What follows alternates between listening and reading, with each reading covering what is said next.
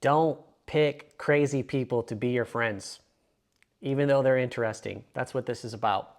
We're going to talk about friendship. So here's a little story about the importance of friendship. So I found myself feeling very isolated.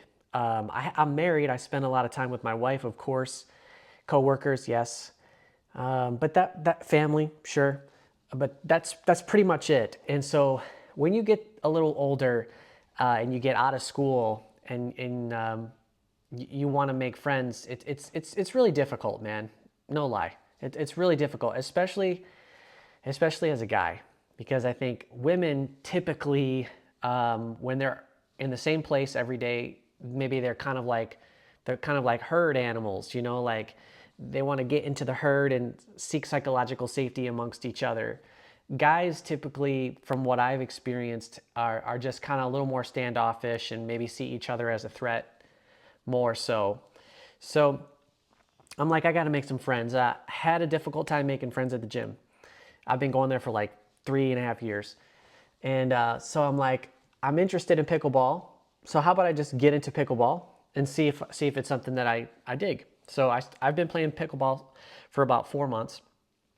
And I just start showing up at the same courts, and I start slowly making acquaintances, and people start remembering my name. And all I'm doing is just showing up at the courts all the time. Now I'm getting there and I'm seeing the people that are there, right? And there's some people that are low key. There's some people that are chill. There's some people that are a little crazy, a little outlandish, And so right out the gate, I'm intentionally thinking to myself, all right, I'm going to steer clear of that guy. He's a loose cannon and he's a poor sport and he just vexes me. Don't want to be around him. And then there are some people that kind of just get drawn to you, that just come up to you.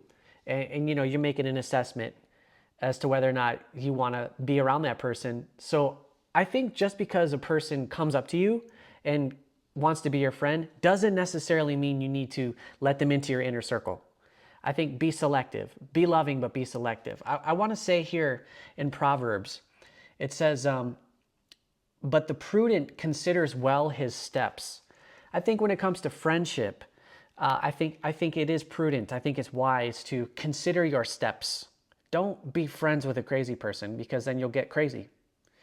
A wise man fears and departs from evil. So again, I think kind of people who are a little erratic, people who get wasted all the time, people who are just kind of like, rah, very entertaining to be around. However, in our lives and in our inner circles, I think what we want is peace, and we want stability, and we want chillness. We don't want crazy in our life, so we shouldn't invite crazy into our lives. Here it is, but a fool rages and is self-confident. A quick-tempered man acts foolishly. The simple inherit folly, but the prudent are crowned with knowledge. The prudent, the person who thinks about the future and makes chill, wise decisions. So I've made friends with crazy people for sure.